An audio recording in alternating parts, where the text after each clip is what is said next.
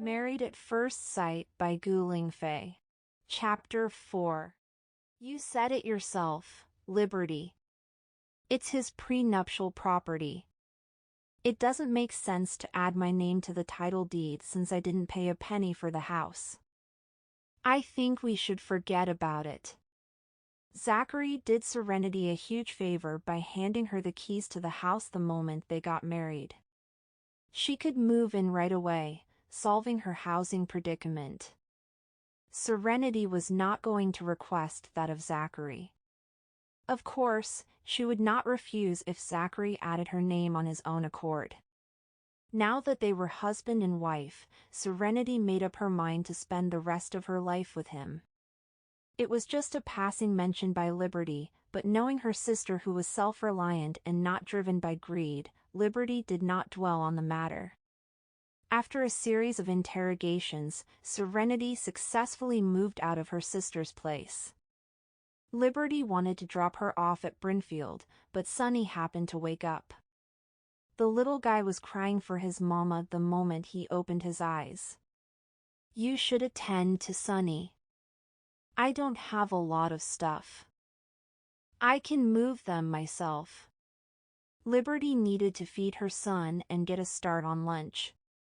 Her husband would call her out for doing nothing at home should he return with no food on the table. Left with no choice, Liberty said, "Be careful on the road."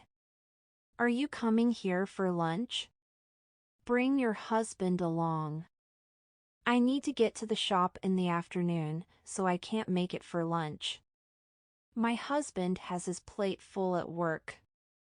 He's going away for business in the afternoon, so it might be some time before I can bring him to meet you. Serenity lied. She knew nothing about Zachary, but Grandma May mentioned that his life revolved around work. He would sometimes go out of town for business, away for days on end. Without a concrete idea of when Zachary would be free, Serenity did not make a commitment in case she could not keep it. He's going on a business trip the same day he got married. Liberty found Zachary to be inconsiderate towards Serenity. We've only got our marriage license and not the wedding. The way I see it. He should go on these trips and make more money since the expenses will pile up. I should get going, Liberty. Go and feed Sonny. Serenity waved her sister and nephew goodbye before hauling her suitcase down the stairs. She had heard about Brinfield but never entered the neighborhood before. She hailed a cab and went straight to Brinfield. Once there, it then occurred to Serenity that she forgot to ask Zachary the floor his place was on. Serenity pulled out her phone to call Zachary, but he might not pick up since he was at work.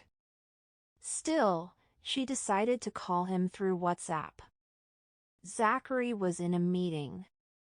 Everybody in the conference room had set their phones to silent mode as no personal calls could be taken during this time. He had also muted his phone. As his phone was put on the table, Zachary quickly noticed the incoming call from Serenity. Zachary did not save her contact when they exchanged numbers. With Serenity's profile name, Mermaid in the Deep Blue Sea, popping out on WhatsApp, Zachary canceled the unidentified call without a second thought. He then blacklisted Serenity's number.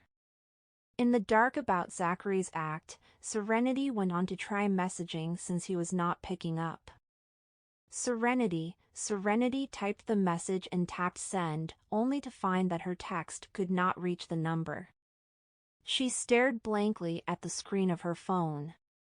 Why can't I reach his number? We exchanged numbers at City Hall. Did I get the number wrong? Serenity mumbled to herself as she thought hard and long about whether there was a gap in her memory.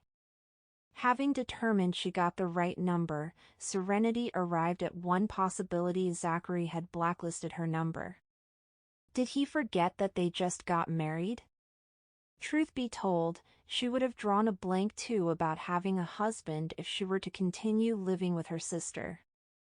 Serenity later called Grandma May. After reaching Grandma May on the phone, Serenity uttered, "Nana, I moved out of my sister's place, and I'm now at Brinfield, but I don't know Mr. York's." Do you know what floor Zachary's place is on?" Grandma York was speechless. "Hang on, Serenity. I'll call Zach right now."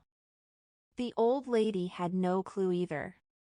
The house and car were bought recently so Zachary could vet Serenity out.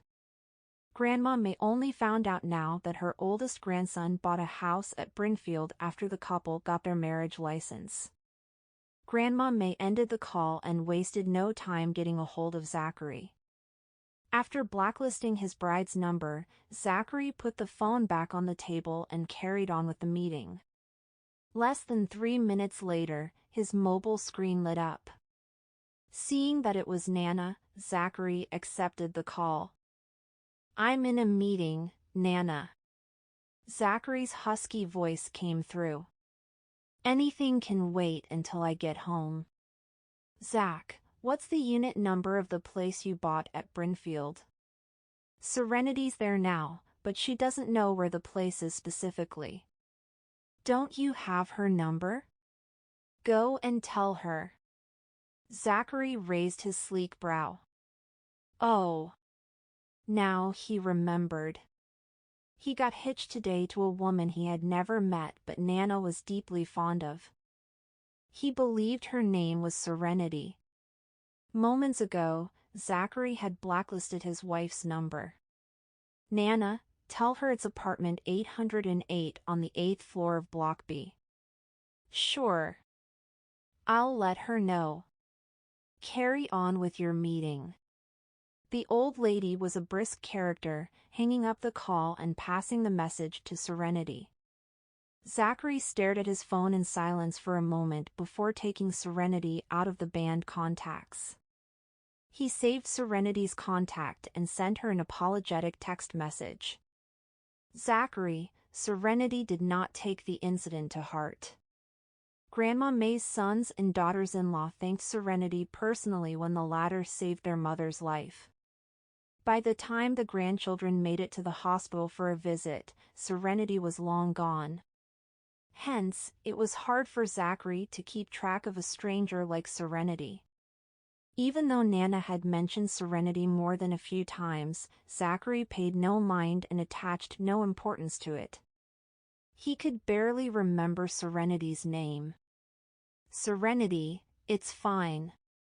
Just do your thing. I'm moving my stuff up the stairs." "Zachary, Serenity, I only have a suitcase. I can move it myself. Besides, are you going to come back and help if I really need it?" Zachary, he had a busy schedule. How could he find the time to help her move? Serenity responded with a cry-laughing emoji before going radio silence. She did not want to get in the way of his work. Zachary had also quit the messaging. There was nothing to talk about since they hardly knew each other. His only hope was for a docile wife who would not trouble him over the pettiest things. He had no time to give her the time of the day. Placing his phone back on the table, Zachary lifted his head and noticed that all eyes were on him.